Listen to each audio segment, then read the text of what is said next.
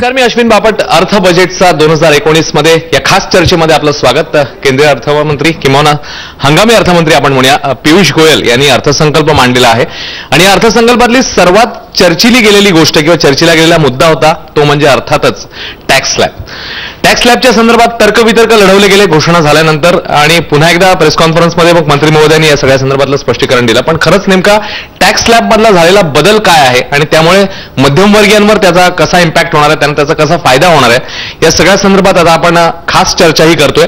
एकदम स्पेसिफिक मुद्द्याला धरून ही चर्चा होणार आहे, कारण पगारदार आणि अन्य मंडळी त्यांच्या अनुषंगाने याच्यामध्ये काय नेमकं मिळालेलं आहे हे आपण आता बोलणार आहोत. आपल्यासोबत आहेत लेखक आणि ज्येष्ठ अर्थतज्ञ चंद्रशेखर टिळक सर, त्यांचं स्वागत. आपल्यासोबत दोन चार्टर्ड अकाउंटंट्स देखील आहेत, ते त्यांच्या अँगलने या सगळ्या संदर्भातलं विश्लेषण जे आहे ते करतील. संजीव गोखले सर आपल्यासोबत आहेत आणि अभिजित केळकर सर हे देखील आपल्यासोबत आहेत. या तिघांचंही मनापासून स्वागत पुन्हा एकदा. मी गोखले सरांपासून सुरुवात करेन. गोखले सर, टॅक्स स्लॅब मधला बदल दिवसभरातला सगळ्यात चर्चेला गेलेला मुद्दा किंवा अर्थसंकल्पाच्या अनुषंगाने काय नेमके बदल झालेले आहेत, कॉमन मॅनसाठी तुम्ही कसं सांगाल सोपं करून? अश्विनी, अंतरिम बजेटमध्ये टॅक्स स्लॅबमध्ये कुठलाच बदल नाहीये का, त्यामुळे खरं तर काही कन्फ्युजनचं कारणच नव्हतं. जो काही बदल आहे इतका नॉमिनल आहे की 2.5 लाख ते 5 लाख ही जी उत्पन्न गट आहे यांना आधी म्हणजे ह्या अर्थसंकल्पाच्या आधी 2,500 रिबेट टॅक्स रिबेट असायचं. म्हणजे 2.5 लाख ते 5 लाख याच्यावर 5% टॅक्स लागत होता आणि त्याच्या पुढे 20%, 30% ब्रॅकेट होत होत्या. आता ह्या 2.5 लाख ते 5 लाखामधलं जे 12,500 जो टॅक्स लागायचा, 2.5 लाख ते 5 लाख या 2.5 लाखावर 5%, त्या 12,500 त्यांना 2,500ची सूट मिळत होती आधी, ती आता त्यांनी पूर्ण 12,500 दिली. म्हणजे थोडक्यात ज्याचं उत्पन्न 5 लाख आहे त्याला आज कुठलाही टॅक्स याच्या पलीकडे लागणार नाही. याचा अर्थ बऱ्याच वेळेला असा घेतला गेला की 5 लाखाची सरसकट करवजावट किंवा करमुक्त उत्पन्नाची मर्यादाच वाढवली का, तसं नाहीये. म्हणजे माझं उत्पन्न जर 5,10,000 असेल तर मला कुठलीही सूट मिळणार नाही, आधी जसा कर होता तसाच राहील. किंवा 5 लाखाच्या वर ज्यांचं उत्पन्न आहे अशांना कुठलाच करात काही बदल झालेला नाही. जसा कर अर्थसंकल्पाच्या आधी लागत होता तसाच तो पुढे लागेल. फक्त ही जी पहिली जी उत्पन्न गट आहे त्यांना मात्र पूर्णपणे करातनं मुक्ती दिलेली. 12,500 जो कर होता तो पूर्ण वाचलेला आहे. या व्यतिरिक्त कुठल्याही उत्पन्न गटाला काही बदल नाही, त्यांच्यासाठी काही त्यांना दिलासा नाही. मग तोच आपण पुन्हा एकदा जर आपल्या प्रेक्षकांना सांगितलं तर की 5 लाख, 10 लाख, 15 लाख, 20 लाख असं जर बायफर्केशन आपण केलं तर ते कसा नेमका कर आहे त्याच्याबद्दल काय सांगा? पहिलं ज्याचं उत्पन्न 5 लाख किंवा त्याच्या खाली आहे त्याला या बजेटप्रमाणे कुठलाही कर लागणार नाही. मात्र 5 लाखाच्या वर उत्पन्न जर असेल तर अशा व्यक्तीला पहिल्यांदा जसा टॅक्स लागत होता. आपण उदाहरण घेऊ, माझं जर 6 लाख उत्पन्न असेल तर मला आधी 2.5 ते 5 लाख 5% म्हणजे 12,500 लागत होता. 5 लाख ते 6 लाख या 1 लाखावर 20% लागत होता, म्हणजे 20,000 लागत होता. 12,500 आणि 20 32,000 रुपये टॅक्स लागत होता. अर्थसंकल्पानंतर एवढाच टॅक्स मला लागणार आहे कारण माझं उत्पन्न 5 लाखाच्या वर आहे. बरोबर. तेच जर माझं उत्पन्न 5 लाखाच्या खाली असतं तर जो काही मला टॅक्स लागत होता तो पूर्णपणे मला त्याची माफी मिळू शकते या अर्थसंकल्पाप्रमाणे. अशा याच्यात एक सगळ्यात महत्वाचा मुद्दा आहे की अर्थमंत्र्यांनी असंही सांगितलं की 6.5 लाख उत्पन्न असणाऱ्यांना पण कर लागणार नाही. मला वाटतं उदाहरण त्यांनी दिलं, या उदाहरणात दिल्यानंतर बरंच कन्फ्युजन निर्माण झालं की मूळ ही 5 लाखाची सरसकट सगळ्यांना वजावट आहे का 6.5 लाखापर्यंत टॅक्स लागणार नाही. त्यांनी केवळ उदाहरण दिलं. कसं उदाहरण दिलं तर 6.5 लाख माझा जो पगार असेल किंवा उत्पन्न असेल यातनं मी 1.5 लाखाची टॅक्स सेव्हिंग म्हणजे कर गुंतवणूक बचत जर केली तर माझं उत्पन्न 6.5 वरनं 1.5 लाख वजा केल्यावर 5 लाख येतं किंवा त्याच्या खाली जाऊ शकतो. अशा वेळी मला जो टॅक्स लागणार आहे त्याला माफी आहे. परंतु 6.5 लाखाच्या वर जर मी गेलो तर पुन्हा त्याची माफी मिळणार नाही. की 9.5 लाख जर माझं उत्पन्न असेल आणि मी वेगवेगळ्या वजावटींचा लाभ घेतला, जसं हाऊसिंग लोनची 2 लाख मर्यादा आहे, 1.5 लाखाची एटीसीची मर्यादा आहे, एनपीएसचं स्वतंत्र रिडक्शन 50,000चं आहे, असं वेगवेगळ्या मर्यादांचा वजावटींचा जर फायदा घेतला आणि माझं 9.5 लाखाचं करपात्र उत्पन्न मी वजावटीमुळे 5 लाखाच्या किंवा त्याच्या खाली आणलं तर माझा टॅक्स 0 होऊ शकतो. पण अश्विन लक्षात घे, ह्याच्या वरचे जे लोक आहेत म्हणजे 9.5 लाख किंवा 10 लाख किंवा 12 लाख कमवणारे आहेत त्यांनी कितीही जरी वजावटींचा लाभ घेतला तरी ते 5 लाखाच्या वरच राहतील. अशांना कुठलाही करामध्ये बदल झालेला नाही. त्यांच्याकरता आधी जेवढा ते कर देत होते तेवढाच त्यांना द्यायला लागेल. म्हणजे किती द्यायला लागेल? हा, तो उदाहरण घेऊ. 10 लाखाला जो पहिल्यांदा 10 लाखाला किती कर होता तर 5 ते 10 मध्ये 20% म्हणजे 1 लाख रुपये आणि पहिले 12,500 रुपये म्हणजे 1,12,500 इतका कर त्याला 10 लाख उत्पन्न करपात्र आहे असा व्यक्ती देत होता. आजही तो तितकाच कर देईल. अर्थसंकल्पाचा कुठलाही फायदा त्याला मिळणार नाही. त्यामुळे करदात्यांनी गोंधळून जाऊ नये. आपलं करपात्र उत्पन्न हे 5 लाखाच्या खाली आपण आणू शकलो कायदेशीर मार्गाने नक्की आणावं आणि ह्या कराचा पूर्ण जो सूट दिली आहे त्याचा लाभ घ्यावा. परंतु ज्यांचं उत्पन्न 5 लाखाच्या वर राहील अशाने मात्र अर्थसंकल्पातला कुठला कुठलाही बदल आपल्याला लागू नाही असं समजून पूर्वीप्रमाणेच कर द्यावा. बरं, केळकर सर तुम्हाला काहीतरी ऍड करायचं? करप्राप्त उत्पन्न असतं ते दोन प्रकारचं असतं. एक असतं ढोबळ करप्राप्त उत्पन्न आणि दुसरं असतं निव्वळ करपात्र उत्पन्न. ढोबळ करपात्र उत्पन्न म्हणजे तुमचं जितकं उत्पन्न आहे त्या सर्वांची टोटल. या टोटल मधनं तुम्ही जे जे काही एक्झाम घेता, एटीसी मध्ये टाकता किंवा पेन्शन स्कीम मध्ये टाकता किंवा हाऊसिंग तुम्ही इंटरेस्ट देता त्याची वजावट घेता, या सर्व वजावटी मायनस केल्यावर जे उरतं त्याला आपण निव्वळ करपात्र उत्पन्न म्हणतो. हे निव्वळ करपात्र उत्पन्न जर 5 लाखाच्या कमी असेल तर तुम्हाला याचा बेनिफिट मिळणार आहे. हे उत्पन्न जर 5 लाखाच्या वरती असेल निव्वळ करपात्र उत्पन्न तर तुम्हाला याचा कुठलाही बेनिफिट मिळणार नाही. टिळक सर, तरी पण मी 5 लाखावर पुन्हा एकदा येईन पुढचा प्रश्न घेणार की 5 लाख मुळात हे कन्फ्युजन का क्रिएट झालं आणि सरसकट 5 लाखावर मग हे शक्य होतं का? आपण एक गोष्ट लक्षात घेऊया की आत्ता मगाशी गोखले आणि केळकर म्हणले ही टॅक्स कॅल्क्युलेशनची पद्धत आहे.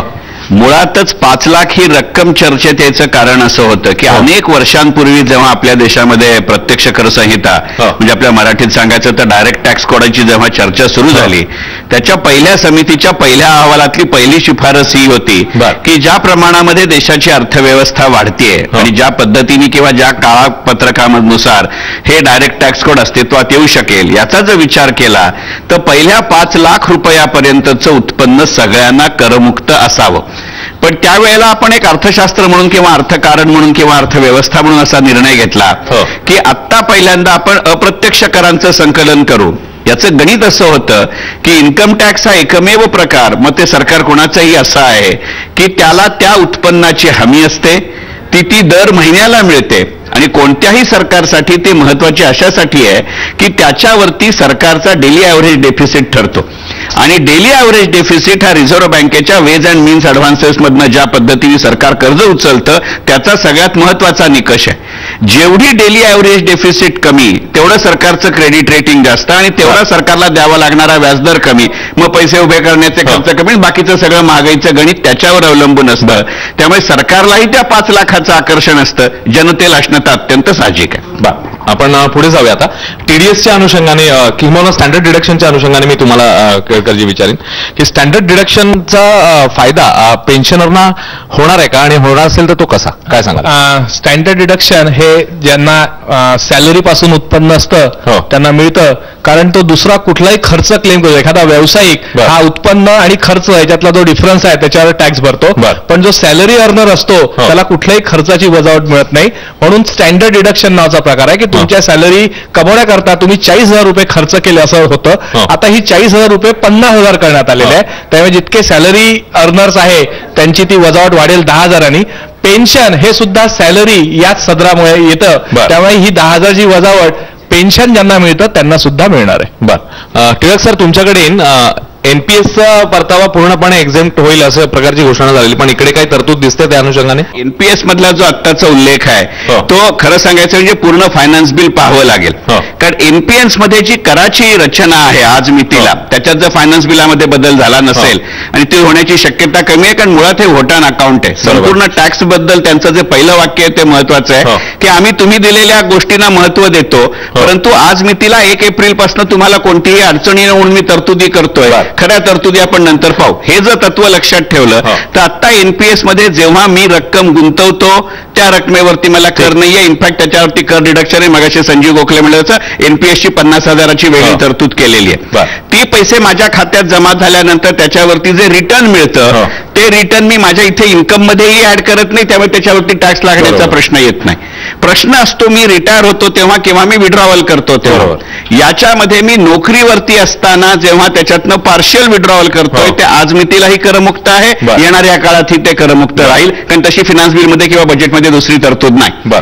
तिसरा जो मुद्दा आहे की मी रिटायर झाल्यानंतर मला एक तरतूद असते किंवा मी 60 वर्ष पूर्ण केल्यानंतर मला एक तरतूद असते की मी त्याच्यातले जास्तीत जास्त 60% रक्कम काढू काढू शकतो आणि कमीत कमी 40% रक्कम मी अॅन्युटी सर्व्हिस प्रोव्हायडरला पेन्शन करता देतो.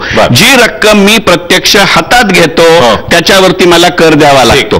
पण मी जर 100% रक्कम पूर्णपणाने अॅन्युटी सर्व्हिस किंवा पेन्शनला दिली तर त्याच्यावरती कर लागत नाही. आणि या बजेटमध्ये आज मितीला फिनान्स बिलमध्ये दुसरा रेफरन्स नसल्यास काहीही बदल झालेला नाही. हा देखील मुद्दा आपल्याला आणखी अनुषंगाने चर्चेत घ्यावा लागेल. आणखी महत्वाचे मुद्दे आहेत, पण इकडे अगदी एक छोटासा ब्रेकची वेळ झाली आहे. एक छोटासा ब्रेक घेऊया. ब्रेक नंतर याच अनुषंगाने आपली चर्चा या तिन्ही मान्यवरांसोबत सुरू राहील.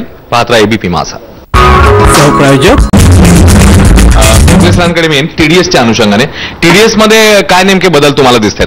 अश्विन, बऱ्याच जणांची बरेच वर्ष मागणी होती की बँकेच्या व्याजावर जो बँक टॅक्स कापून घेते त्याचं लिमिट असं होतं की 10,000च्या वर जर व्याज गेलं तर बँक टॅक्स कापून घ्यायची.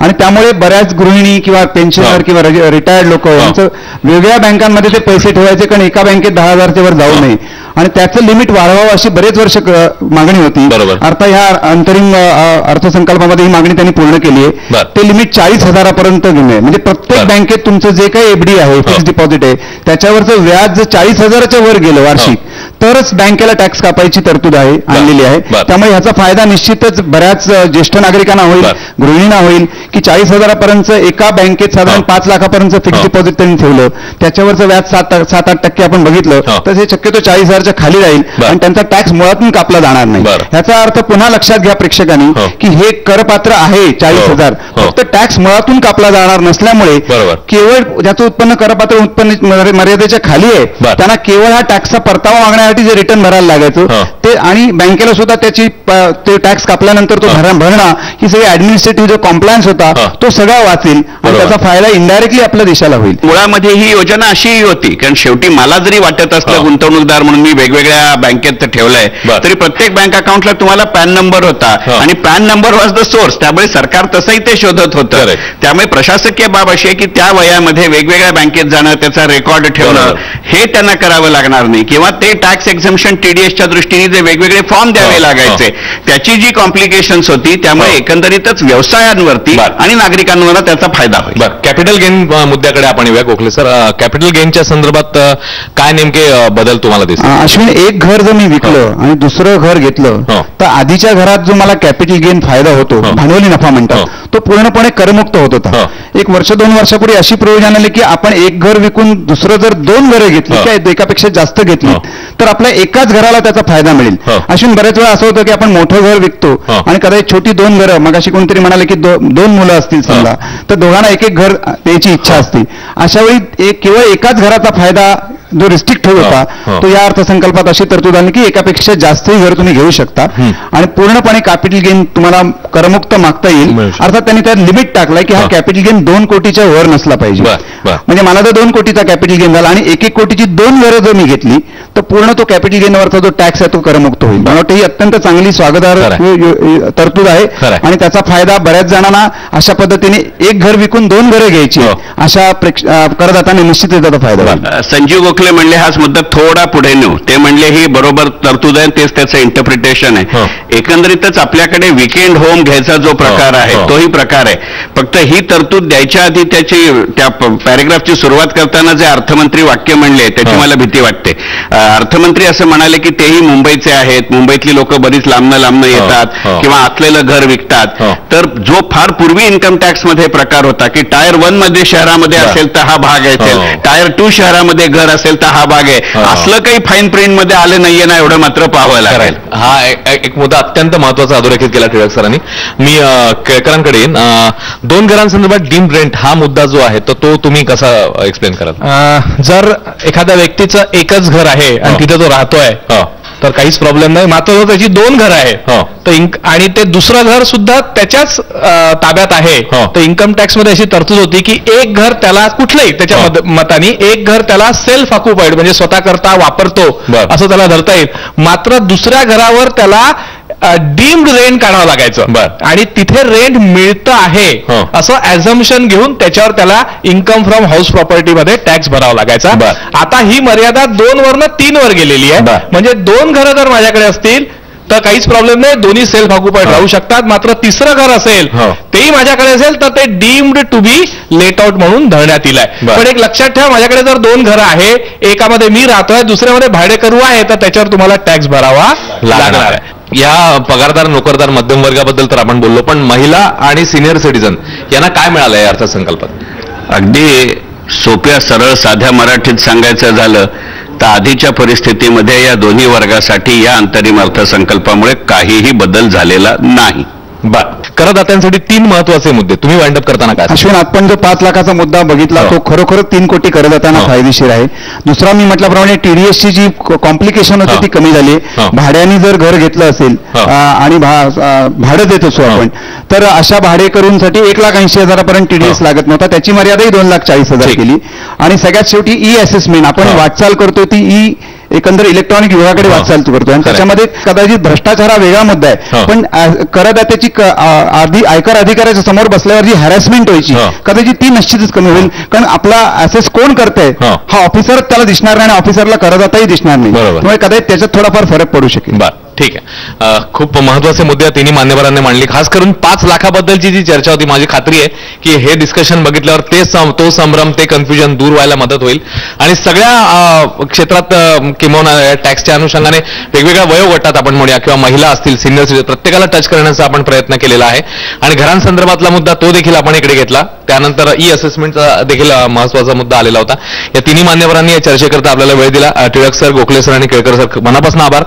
आणि या खास चर्चेमध्ये आता आपण इकडेच थांबतोय. ताज्या घडामोडींसाठी पाहत राहा एबीपी माझा. सहप्रायोजक माझ्या संगे माझी बँक, राजर्षी शाहू बँक.